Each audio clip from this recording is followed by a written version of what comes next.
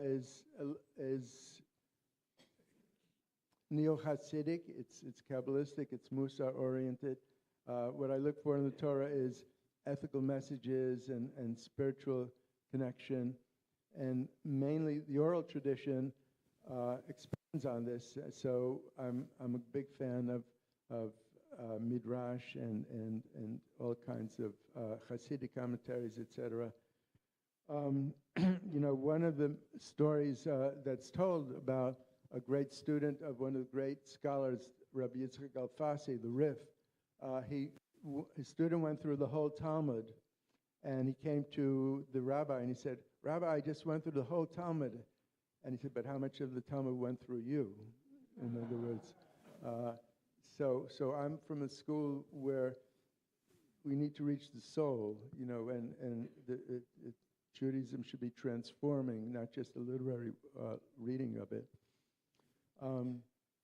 So my background is that, by the way, if you read my book, my introduction has a background in it. I could give you.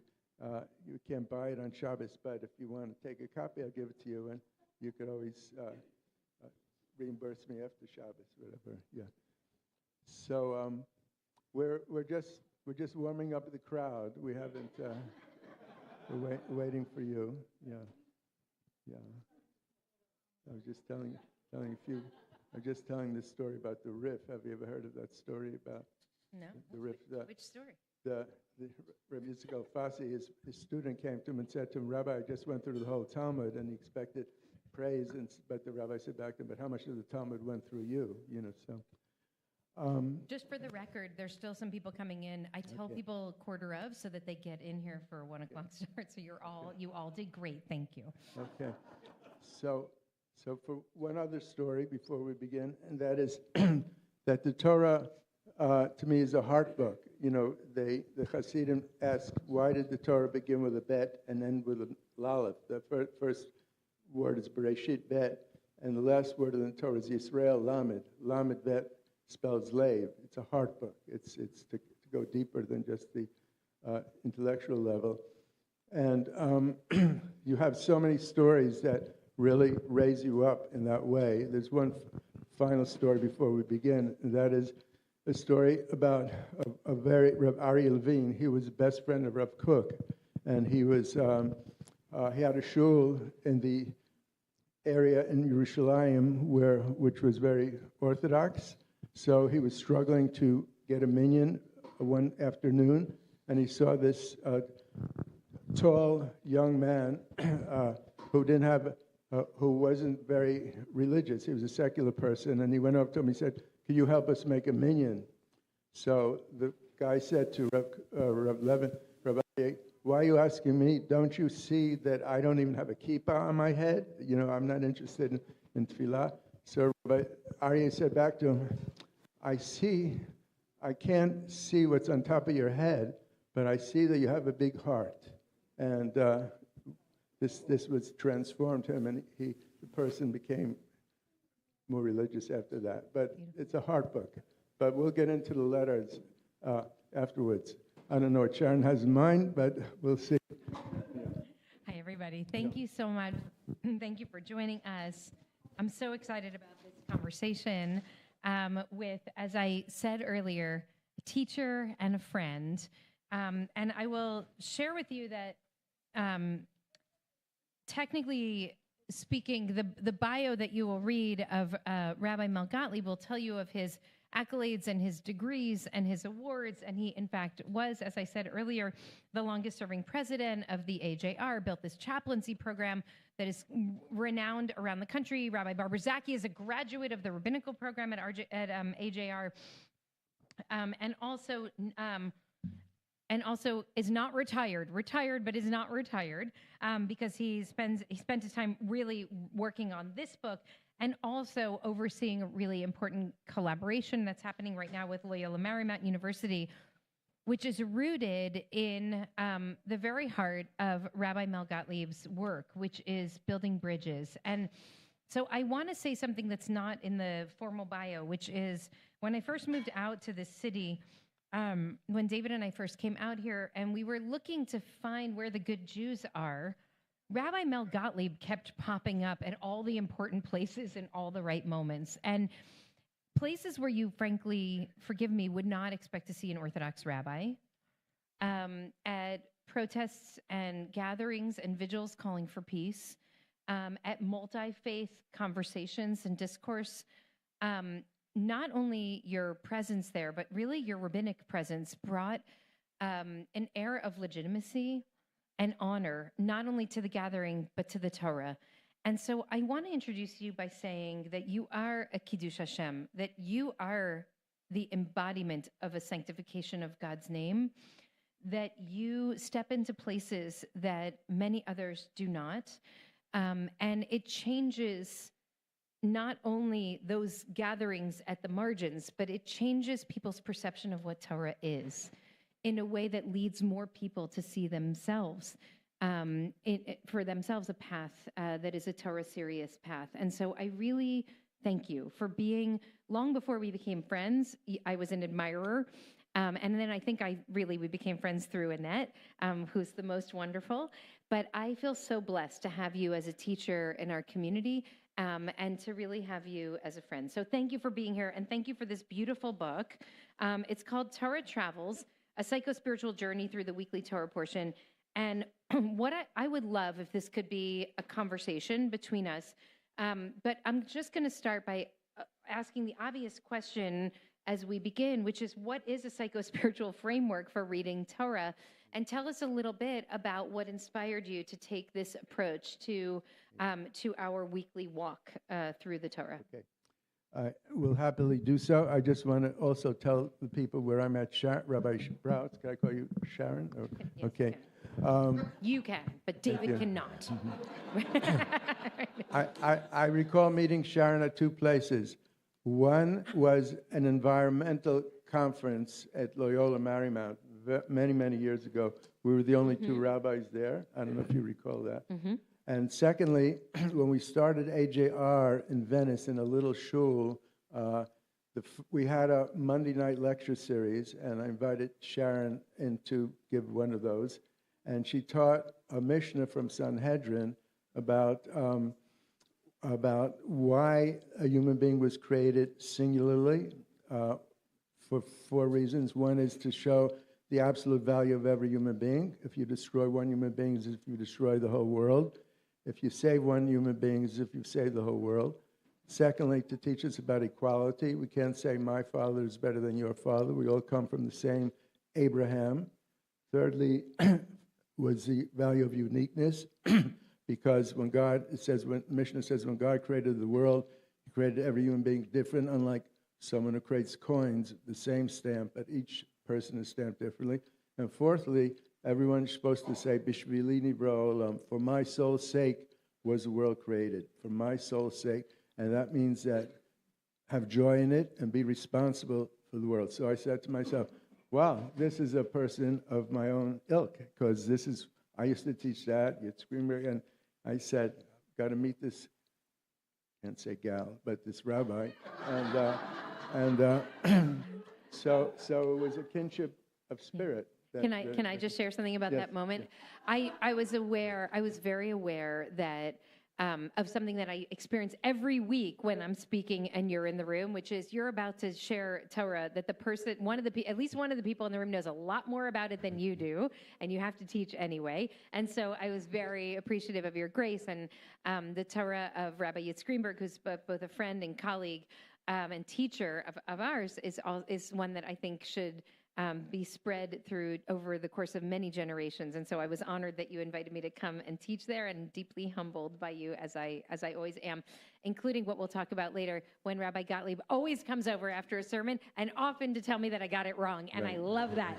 I told her today, too. Okay, we'll talk about that more later. Okay, what is a psycho-spiritual journey through the Torah? So this is an important beginning, because I started in a yeshiva that was very, very strict, but I was always drawn to those who were softer and who were really loving examples for me.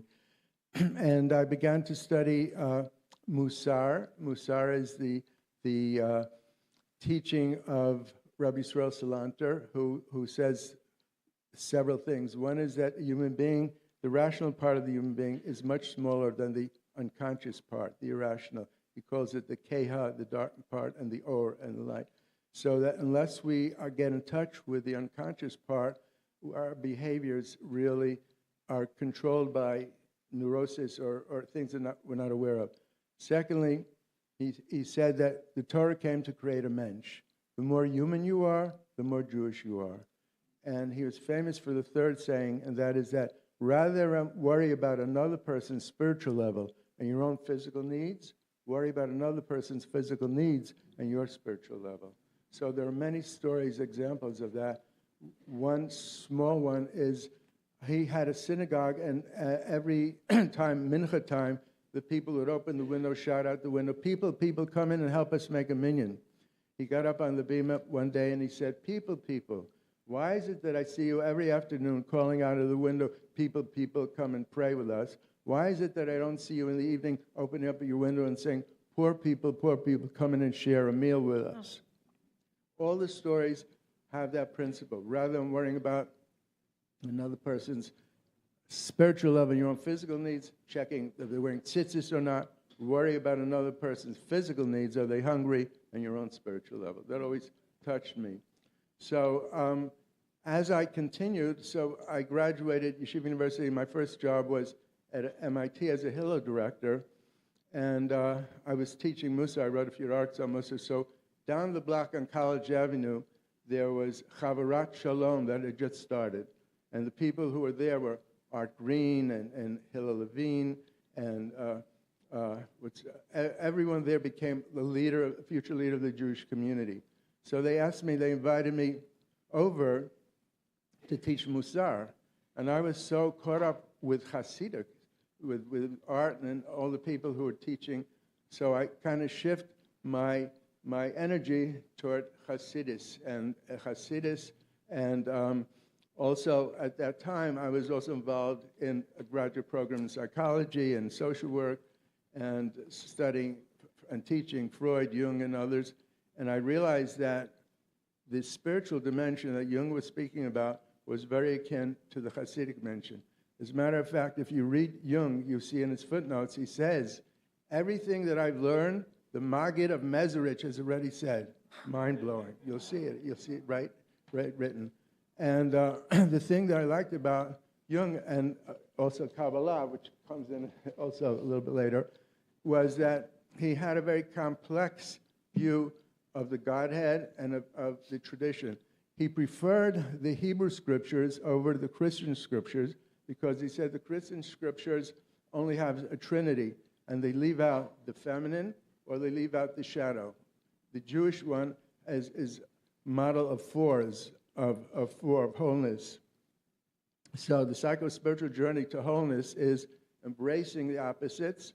He says that every scripture is a complexio oppositorum. It has beautiful things in it, and it has horrific things in it. And we have to engage with that because that's how we grow, through the tension of the opposites.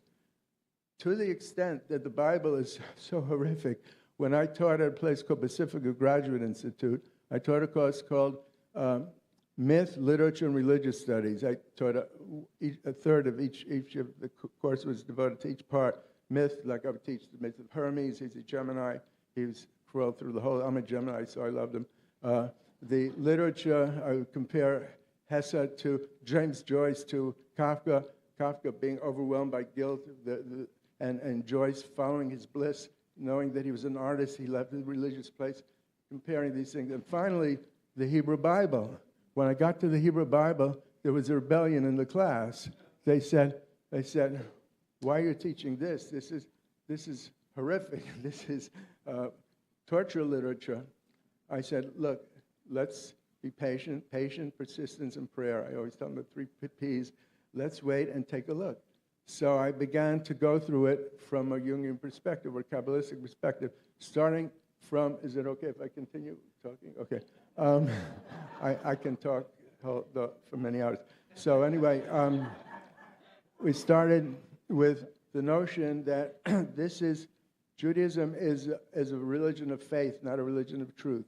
we see that how the Torah was written. The first letter in the Torah is not an aleph. It should start with the first letter. But that aleph unity is naive consciousness. This is not a world of naive consciousness. This Torah starts with a bet. Breshit. The Torah is dualistic. There's antinomies there, and we're here to fill in the fourth side. We're here to complete this world. It's not complete. And the way to do that is to encounter the Torah in a way that's deeper than just the pshat. The Torah has pardes, it has different ways of looking at it. There's 70 phases to the Torah. The Zohar says that the Torah is one long name of God, if you know how to read it, and it's the white parchment between the black parchment that's really, real secrets are there. And I mentioned to Sharon before, there's a thing in the Zohar that says Moshe's Torah, with its jagged cliffs that are in there, will be replaced in the Messianic era by the Torah of King David. And all the jagged cliffs will be removed from the Torah. We'll see the light that was always there that we couldn't comprehend because our consciousness was not ready for it, but it's always moving, and we're supposed to move it. Yeah. Can I Yes, jump in to yes. ask you? So I noticed, part of what's so special about this and about the way that you read Torah generally is you do have all these various influences that are part of the way that you read the text. We're all driven by what we read, what we experience, and the lens and framework that we bring to narrative and to law. And when I read your analyses of each parsha, I hear an incredible depth of knowledge and understanding from our tradition of classical sources. You take for granted your knowledge of every rabbinic interpretation that is guiding our read. And then there's also Kabbalah, mysticism. There's also psychology. There's also philosophy. I feels like you're coming to this from a place that's it's pretty radical to be able to read. Often people are expert in one of these spaces, but not all of them. And you have this incredible depth of knowledge. So can you help us understand what you see that we would not necessarily see if we're just reading the pshat and maybe understanding the classical rabbinic read of a text, or maybe understanding the kind of psychological Jungian, theory? What? Give us an example of something that you see that we would not see without this incredible depth of background. I'll give you two examples. One is we're going to the Sod level. That's the secret level. So in the Sod level, the Kabbalists use gematria, numerology, to also unpack things that we won't see on a literal level. So, for example, the fight against Amalek, which always puzzles everyone. We have to fight against Amalek midor in every generation. Can I just break in and say, to make sure everyone's on the same page? So when the Israelites left enslavement in Egypt and were making their way through the desert, they were attacked by a tribe called Amalek. And Amalek, it was just destroyed the people, but especially the most vulnerable people, the people who were at the back, which we think were the elders and the people who were not well. And so there comes a commandment, a mitzvah, that we must destroy Amalek, that we have to remember to forget, to wipe out, to obliterate the name of Amalek. And it's repeated twice in the Torah. Right. Go on. And Sharon's point, I want to let you know that the book was written for beginners and for very learned people. And in the beginning of the people who were praising the book, I made sure that I would get Orthodox rabbis too to give credence to the book. But I'm teaching people of all age. I teach a class now Thursday evening, people from Arizona, Boston, and New York, and many of them are beginners, but yet they gravitate to it. They love it, and they are not blocked by the knowledge that will be placed in it. So Amalek, the fight against Amalek is always strange. Are we supposed to fight evil in a horrific way and wipe them out? Because it says in every generation, remember what Amalek did to you, as Sharon said, attacked you from the rear, and it says midor. So Amalek in gematria, in numerology, is 240. The word for doubt, safek, is 240. So the Midrash the Hasidim say that the fight against Amalek is a fight against doubt. It's not a physical fight, it's a psychic fight.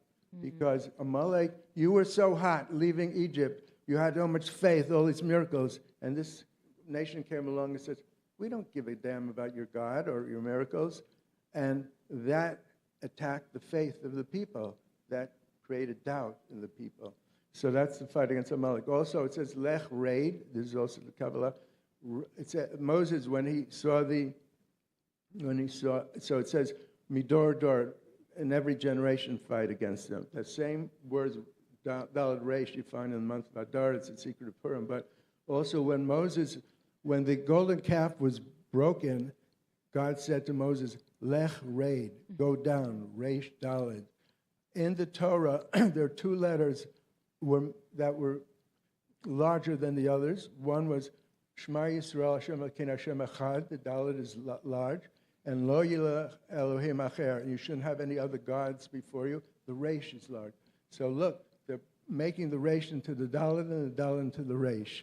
This is like a deeper understanding when we go beyond the pshat. The last thing I want to tell you is about faith versus, I've written many articles about faith and doubt and faith and truth. But what is very important in terms of the Jungian understanding and the Kabbalistic understanding about the Garden of Eden story, and also the Jacob and dreams. That's amazing. I'll tell you about next. But the Exodus from the garden was built in for the growth, for the journey toward growth, or journey toward wholeness in the Jewish people. It wasn't a curse. It was a blessing to the letter bet, because when you're in the garden, there's a naive consciousness, and there's a thanatos.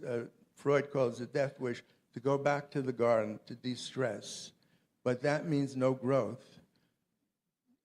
Growth is with eros, with energy, with encountering opposites. So you leave the garden and enter the world so that you could have this journey toward wholeness, and that you could return to the garden with a sense of consciousness, because the only people that get back to the true garden is people who are conscious. Remember, in Bereshit it says that at the end, when they were evicted, there was a sword, a fiery sword, that prevented people from... The only people that get in is who really went through this process, this journey toward wholeness, and evolved to whole mention people who are unique, following their destiny, bring beauty to the world. Then you can get back into the garden. But if you start off in the garden, you never left, say, oh, this is great. I'm just going to sleep. I'm going to be in the garden.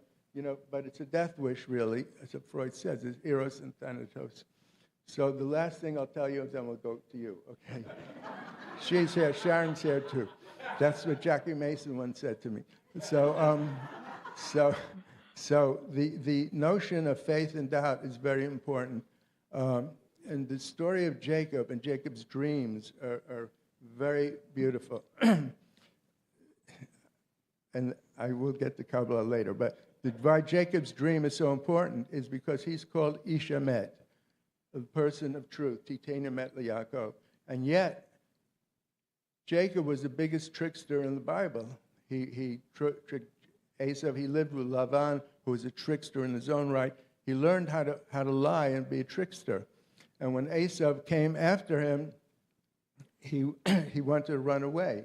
He wanted to run away, crossed over the river Yabok, which is the same letters as Yaakov. He crossed over into himself, into his soul. And he had this wrestling with the angel. So and his name was changed from Yaakov to Yisrael. Yisrael means one of three things. Yisrael means he who struggles with God. He struggles with an angel. We're all strugglers. Or Yisrael means, what Cook says, transposing the letters, Shir El, the one who sings to God. There are singers, very optimistic, and there are people who are always searching for truth. And the third definition is Yashar El, he who does righteousness. The Israelite is supposed to do righteousness in the world. So he was changed from Jacob the trickster to Ish Emet. And he was wounded in his thigh because he no longer could run away. When do we lie? When do we trick? When we have fears. He can no longer run away. He thought that Esau was coming with 400 people to take vengeance upon him when the Torah says 400 men, not 400 warriors. So he wasn't coming to attack him. He actually wanted to embrace him and forgive him. In the Torah, the commentators have two views of this. One view in the Torah is that Esav sonei et Yaakov. Esav will always hate Yaakov. And that when he came to meet him, when he wept on his neck, the neck turned to stone. That's why he was weeping. It wasn't because he was forgiving him. And this is so dangerous. Because, and when he came to the funeral, it wasn't because of reconciliation. He wanted some real estate to be given to him. So anytime there's an enemy, they say, this is Esav. They come from this fearful place. On the other hand, there's a rabbinic tradition that says, no, he came to forgive. People can change. The first view is people can never change. They'll always hate the Jews, and therefore we were always reactive and fearful. But the more loving point is that we can change, we can forgive, and we can create harmony. And Esav and Jacob can come together one day if we take that point of view. So go ahead. I mean, this is just remarkable to me, and I think you know how I feel about Esav. And one of the challenges that I find as a as a student of Torah is that our tradition has very long-standing biases against certain characters, and then you basically find yourself you're in a dialogue with generations of people who've been reading the text a certain way, but the text doesn't have to be read that way. And so what you're suggesting about Esav is a great example. I mean, we will talk about Korach at some point. Yeah. And I don't think that the rabbinic way of reading the tradition, reading these characters is always wrong, but I think sometimes it is wrong. Right. And so if you believe that Esav is the eternal enemy of the Jews, then what you're saying is Jews have an eternal enemy, and you can never trust them. And even when they come to you in a form of reconciliation, do not believe, because they're going to stab you in the back or bite you in the neck. Or as one of our dear community members said in one of our beautiful, we're doing these deep conversations about difficult issues. And he said that his founding family narrative from his survivor parents was the Jew extends his hand in peace, and the Gentile takes out a gun and shoots him in the head. That's what he learned from that's what his parents learned from their experience in the Shoah, and that's what they taught their children. So when you have and then if that's your mindset, you look at Esav and you say, oh my God, don't go near him. He's going to stab you in the back. But then what happens when you build a community and a worldview and a nation state? Forgive me, around that mentality where everybody wants to kill you. By the way, some people do want to kill us, but not everybody wants to kill us. And so I think what you're doing is like you're sort of opening up a possibility of different kinds of reads, which there've always been dissenting midrashim, dissenting voices from the tradition, but you're inviting from the wisdom of psychology for us to actually seek out those different understandings so that we can complicate our own understanding of reality and what moral lessons we're drawing from this. And you can find this in the Torah. I want to share the beauty of the Torah with people, and that's why I wrote this book. For example, Amalek, the same story is true with Amalek. Who was Amalek? Amalek, this is the story, and you find it in the Torah and the Midrash. Amalek, there was a woman named Timnah. You'll find her in the genealogy at the end of Breshit. She was not Jewish. She wanted to convert to Judaism. She came to the family of Jacob. Jacob dismissed her. So she went to the family of Esav, and Esav took her in and converted her. And she married the son of Esav, and their offspring, the grandchild, was Amalek. You'll read it there in the genealogy. And the teaching is that wound, that deep wound, that rejection was carried on from generation to generation through Amalek. So once more, the psychological thing about jealousy and honor. Last week I wrote about in Shalach about the same thing with the spies. They didn't want to give up their honor. Because of honor, they didn't want to give up their role as the chiefs in this new reality. And also this week we'll talk about Korach too. I think he was wounded. He was rejected in some way. So anyway, we'll get to that. Did you ever read Michael Walzer's Exodus and Revolution? Yeah, of course. So, okay, we'll tell you about that after. about Well, Princeton. just, I mean, Go ahead. it's such a powerful reminder Yeah. to, I see this from a lot of our kids at their B'nai Mitzvah. They kind of instinctively go to that place, not necessarily from like depth of Torah knowledge and knowing all of the commentators and knowing also Jungian, that it's not from that. It's just their instinct is, but why would this person behave that way? And I hear a lot of them bringing this incredible empathy toward the characters in the Torah. So, what you're saying reminds me of the guy who's complaining in the whom we just read about a couple weeks ago, and it turns out that there's a backstory from the Midrashim that he was the son of the Israelite woman who was raped by the Egyptian man, and then he has no inheritance, he has no place, and so he starts complaining against Moses, and it just broadens your understanding of what drives human beings. And for me, I wonder if the seminary and yeshiva backgrounds here are different in this way. And I'm not claiming that everybody from your place or mine would necessarily feel this, but I don't feel any need to justify Abraham's behavior when he agreed to bring Isaac up the mountain. I don't feel like I need to justify God in splitting the earth. I think part of what we're encountering in Torah are really like moral failures, so that we can say, don't do what Abraham did. If you hear a voice telling you to kill someone, you go to a doctor. You don't go to the mountain. You know what I'm saying? Right. So my allegiance is actually to the deeper message of the text, which is, I think, the conscience and the kind of core moral teaching of it. And sometimes the text sparks in us a reaction that awakens us to the moral obligation. Exactly. I tease out the moral obligation, the ethical, and the psychological. The ethical one is so clear. We find that all over the Talmud, etc., and the way they look at the text. For example, they ask, "What's the most important verse in the whole Torah?" So some say, "V'ahavta l'recha kamocha," love your neighbor as yourself.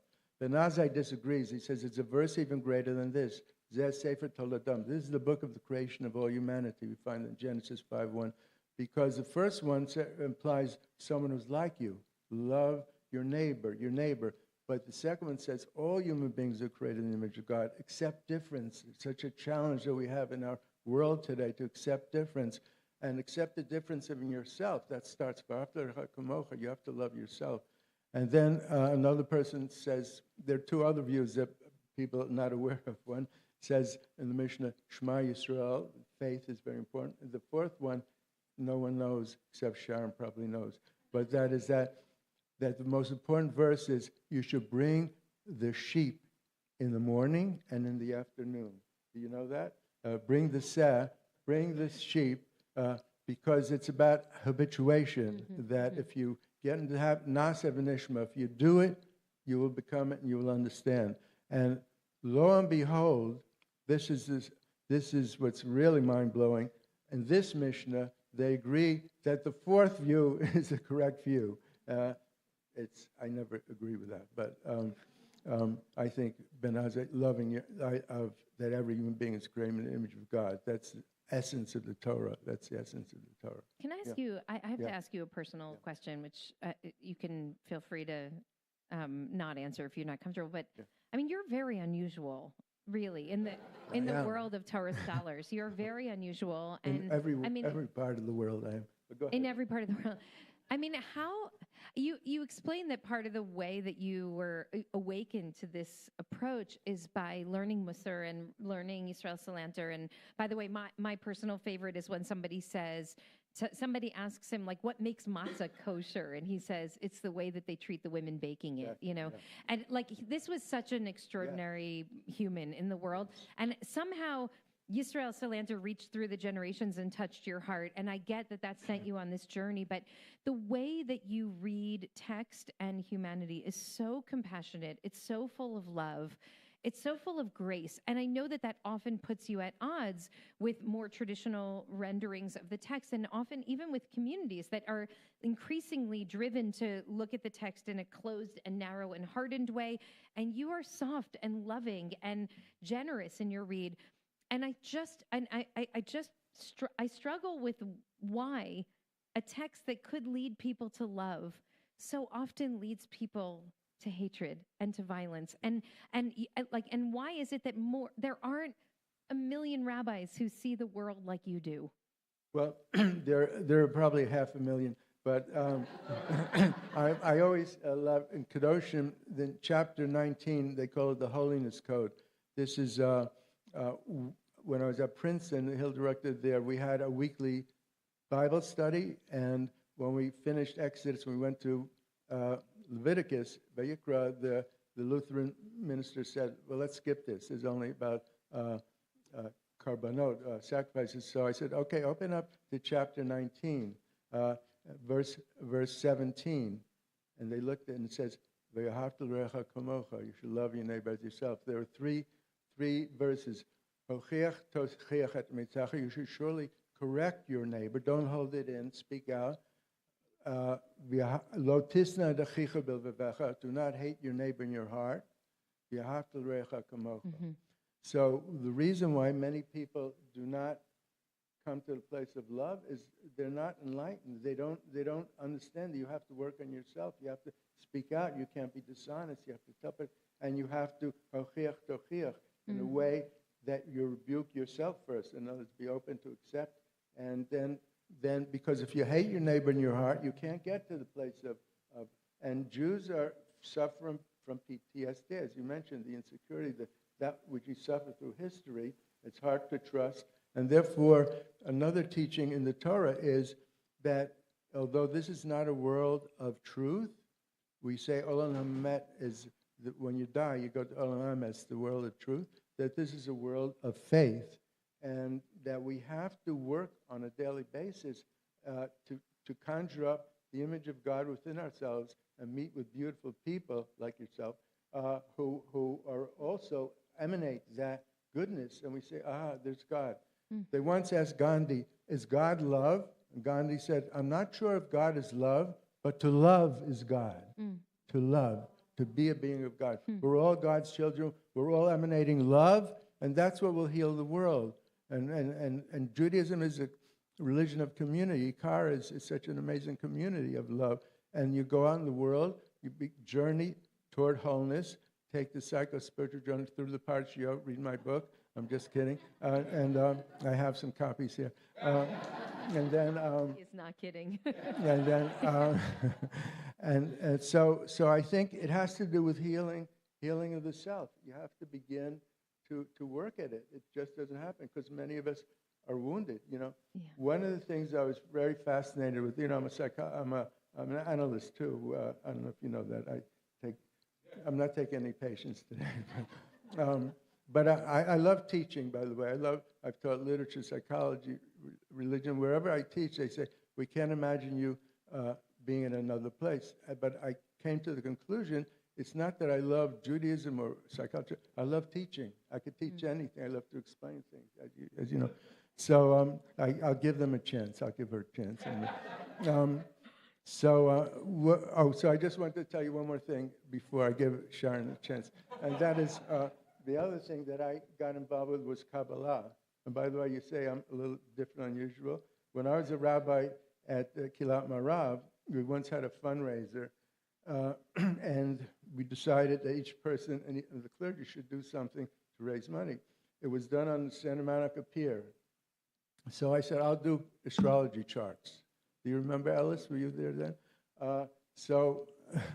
Because I've explored everything, you know. So the whole pier was lined up till 3 o'clock in the morning. Everyone went to the church then. Wow. There was a time that I left Judaism, and and when I was at Hill Director at MIT, I felt that I preferred teaching at the university rather than being the Hill Director, because when exam time came, all the people piled out. They didn't show up. But the professors also were freer. I loved to teach everything, you know. So I went back to Columbia at that time to get a degree in social work, and that's how I came out here to teach at USC School of Social Work. I left the rabbinate at that time. I remember the first time I was on the Columbia campus, and I saw Yitzhak Blue Greenberg, and I didn't have my kippah on. I was a little shaken. I said, "Oh my God, what are they going to think?" You know. But I was not religious for a while because I wanted to explore all the knowledge of the world. And So the last thing that I studied was Kabbalah. I was once on Melrose Avenue in the Bodhi Tree bookstore. Anyone remember that Bodhi Tree? Mm-hmm. So I would always gravitate to the. I always had a huge library, by the way, in my house. But I went to this Kabbalah section, and then this woman came over to me, and she said, "That woman over there wants to speak to you." It was an older woman with some kind of, I don't know, kafia. It wasn't a kafia, but she was a Sikh, I think. And she said, "I think you have enlightened mind. So I started to study the Eastern traditions. I went to Krishnamurti and other places, and Ram Dass, and I discovered that in the Kabbalistic tradition, there's a very powerful way to get deeper, and that is that in the mind, they speak about the intuitive mind and the rational mind, Chachma and Bina. One without the other doesn't lead to emet, to truth, to da'at, because you could be very intuitive, but if you don't have any rational sense, you'll be in la-la land.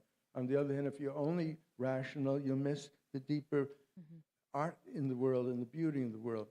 On the emotional level, they teach that there's chesed and gvura. There's the kind part of the self, the loving part, and the gvura, the disciplined part, the boundary part. One without the other. Also, and if you integrate that, you come to Tiferet, to beauty.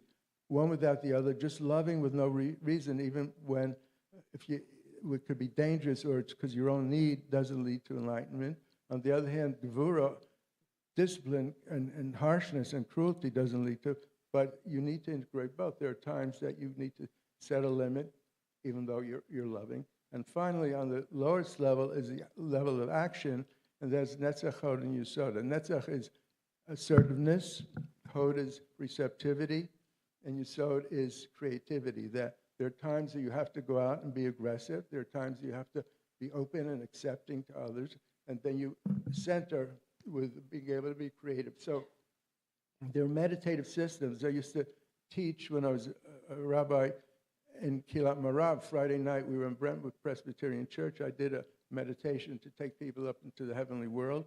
People came from all over. Most of the people in the church were Jewish, actually. They were all intermarried. But so this practice on a daily level of meditation and keeping consciousness going and discovering, being curious and learning and opening up to people like interfaith and I was very good in sports. So I used to play a lot with people of all ethnic groups on the Lower East Side of New York. And I love sports. I love flirting with girls, not you. But and I love movies. You know, my two kids are movie files. You know, so a man for all seasons. And go ahead. Now it's your turn. Okay. On that note, okay, I want to reflect on one thing. Then I'm going to open it up for a couple of questions, and then we'll close and take Shabbos naps. So, what you're saying is making me reflect on when I was in seminary, which you're hearing maybe too much about today. There was this tension about how much interfaith and multi-faith work we should be doing, because I think that there was a lot of fear in the community that the more we encountered people from other faith traditions, the less connected we would be. We would be like untethered from our Jewish tradition. And there was a strong voice on the other side saying, are you crazy? Like, there's wisdom, there's beauty. We have to meet each other and know each other.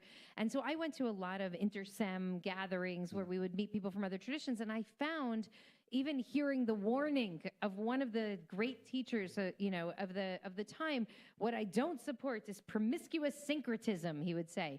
Like, I don't want... It's like non-Jews shouldn't be doing Seder. Not non-Jews who are members of a family or going to as a guest, but meaning like there were a lot of churches that were starting to hold Passover Seders. And he was like, no, that's a Jewish ritual. Do Christian rituals and let Jews do Jewish rituals. Like, Jews shouldn't be doing... Okay, so that was the big warning. But what I found in those environments was that it actually made me a better Jew. That hearing the kind of core foundational narratives of people of other faiths made me yearn for more understanding of my own core and foundational narratives. That it didn't diminish my connection; it strengthened my connection, and then it also made me a person who has friends who aren't Jewish, which is like kind of not normative in our in our world as seminarians. And so, I really appreciate this is what I was saying in the beginning about you're always a bridge builder and kind of boundary breaker. That part of the reason that Judaism survived for so many years is in part because it was able to separate from everybody else. And David Myers, our friend, Professor David Myers at UCLA, has this analysis of Jewish history that there are two countervailing forces throughout history that are the reason for the survival of the Jews. One of them is assimilation.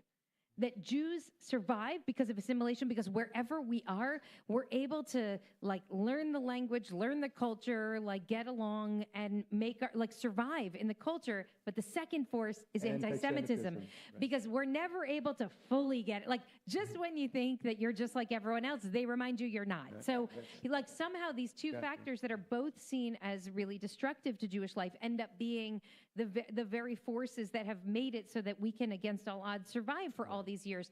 And I felt that in this kind of multi-faith space that you and I both walk in, that if you're driven by fear, then you isolate and you don't want to engage otherwise. If you're afraid that if I go there, I might like you more than I like myself.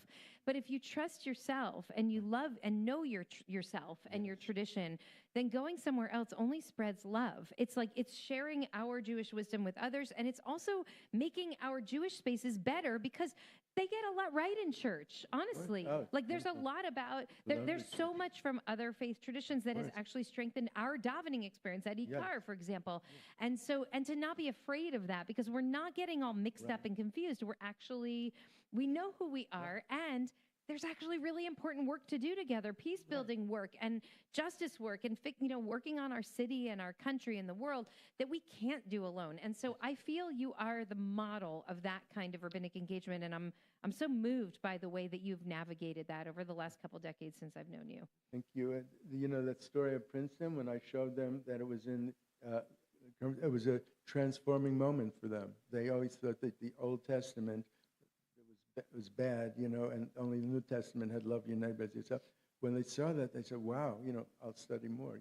We became even closer to each other. Because we don't know each other. We don't know each other. So, okay, I'm going to ask if there are a couple people who have questions for Rabbi Gottlieb. Otherwise, I can keep going for a couple more minutes, but I want to see what's on your mind. If anybody has a question or thought. Yes. Gary, will you just introduce yourself as you speak? So, to Gary.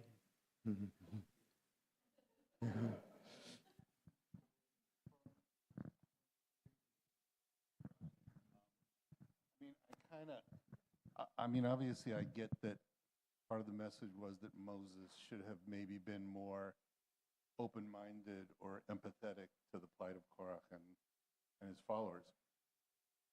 But God's the one that opened the earth and swallowed them all. Is it okay for us to criticize God? Okay, I'm gonna let Rabbi Gottlieb answer that first, and then I will also follow up, because this is a comment that Rabbi Gottlieb made to me immediately after the sermon was over. And by the way, when you read his Parshat Korach, and the great thing about this book is you don't have to sit down and read it all at once. You read a 3 or 4 page essay every week, and so it kind of takes you through, and you will get a really strong idea of what the major midrashim, the traditional ways of reading it, and also the psycho-spiritual. So is it okay for us not just to criticize Moses, saying Moses got it wrong there, but is it okay for us to say, what was God doing here? Yeah, that's a big question that we have throughout Scripture, As I said, that's why I'm fond of a new Torah that will evolve with King David. My dissertation was on King David, by the way. My first dissertation, his journey toward wholeness. How many dissertations did you? Only 2.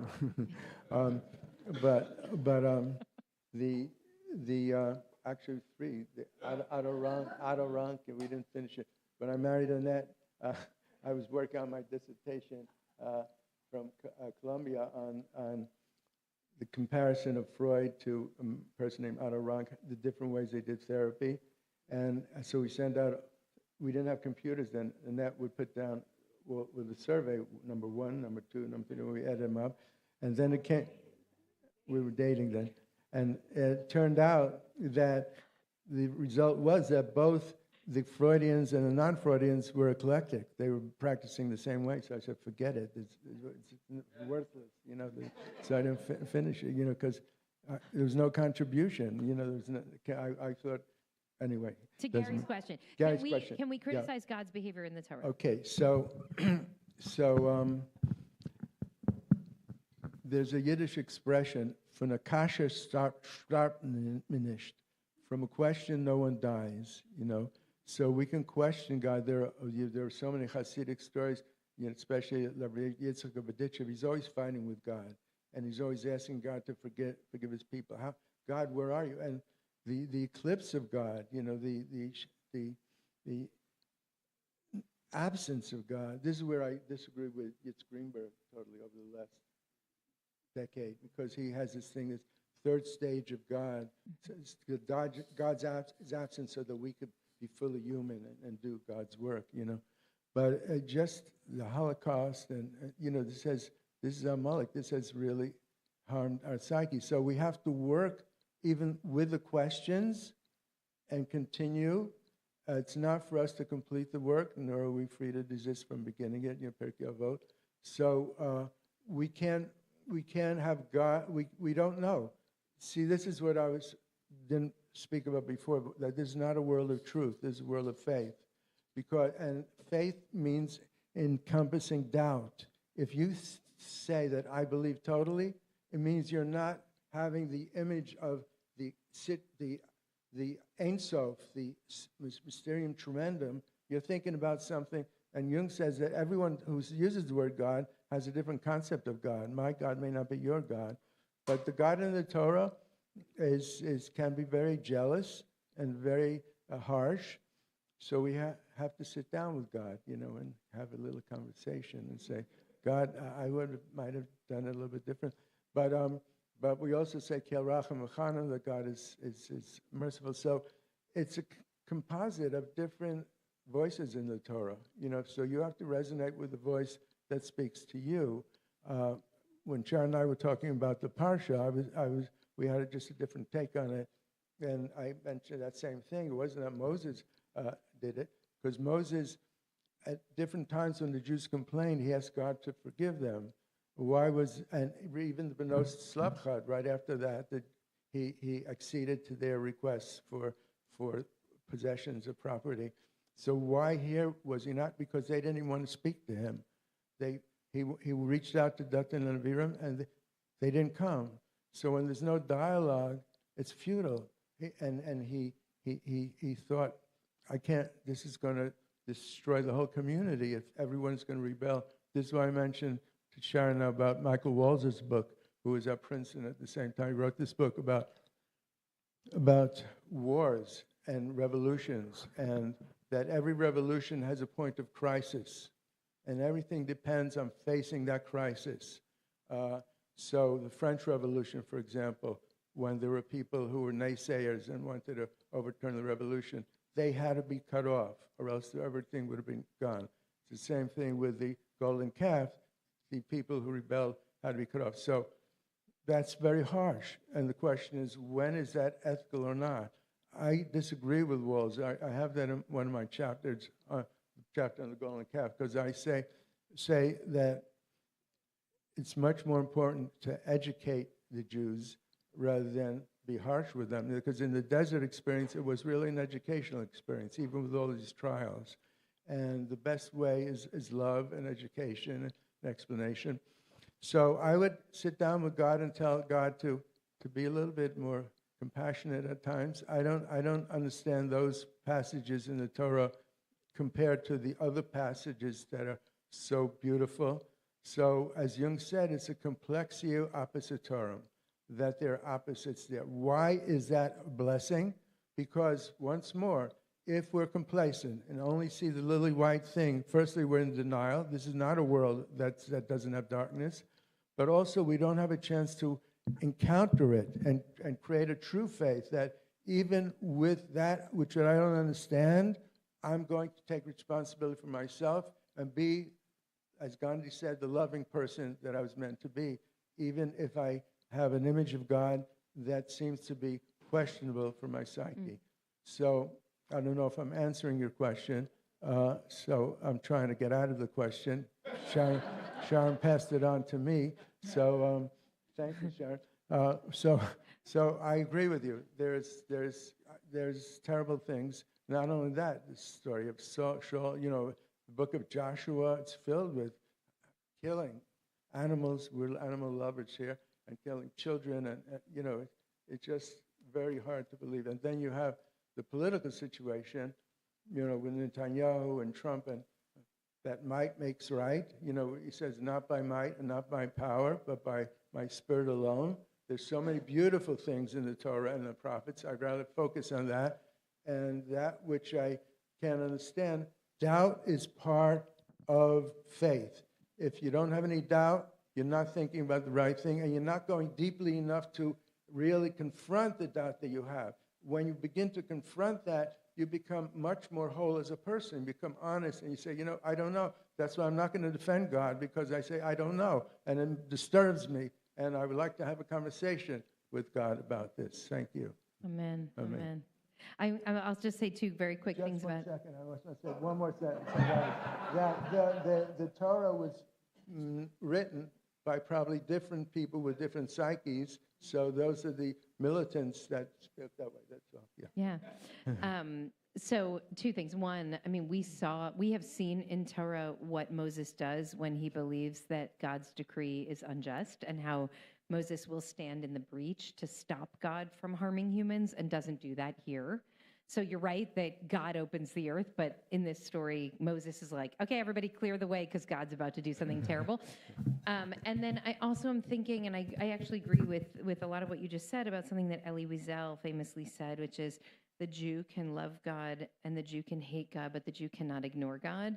And I think there's something powerful about the modeling of a God that I am angry at in the Torah when God behaves in this way, and learning how to be in relationship with an entity that you are angry at and that doesn't align perfectly, and the Torah doesn't say exactly what I hope it would say this week. And so how do you live with that, and how do you trust and honor your conscience, and also learn from the text when the text and your conscience are in conflict with each other? So I love the question, Gary. That's great. You might like the Kutzker Rebbe. He speaks about that in a book called A Passion for Truth. He talks with Kierkegaard in the book, and about how the path of truth and being angry is part of the path for people, for some people. Okay, maybe one or two more questions, and then we'll wrap up. Does anyone have something on your mind that you want to? This is your chance. You can ask him anything.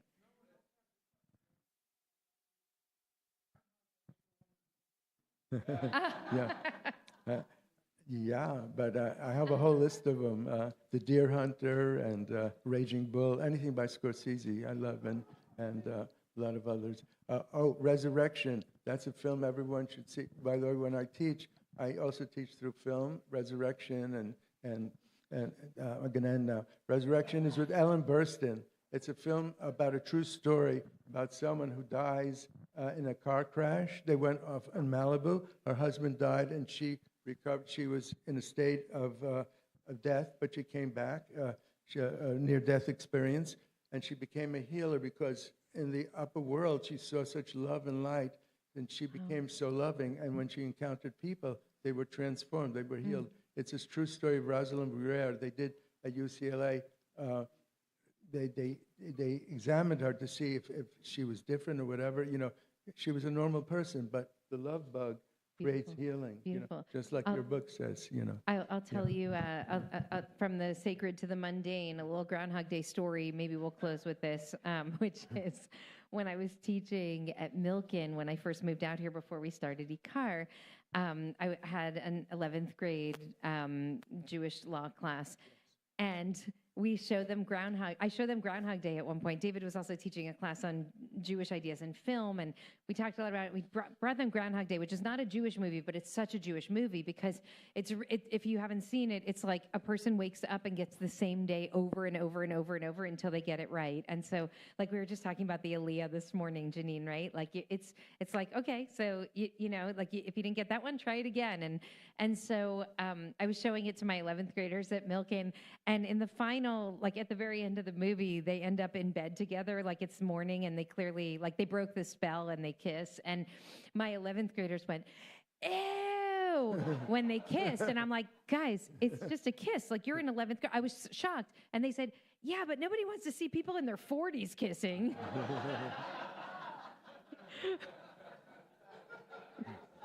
Anyway, Rabbi Mel Gottlieb. So I tell you, if anyone wants a copy of the book, you could take it, and you can't buy it on Shabbos, but afterwards you could. I trust you. You'll pay after. Can you tell us how people can pay afterwards? Yes. Like, is there a Venmo? Yes, there's a Venmo. It's called Mel Gottlieb, just one word, Venmo. He trusts you. Yeah, so trust. Thank you. Listen, the book is beautiful, and it's a really beautiful companion for the year. And so I wish more Jews saw the world through the eyes of Rabbi Mel Gottlieb, and now you can. So thank you, everybody, for sticking around, and Shabbat Shalom. Thank you, Rabbi Gottlieb. Thank you. Thank you, Annette. Thank you.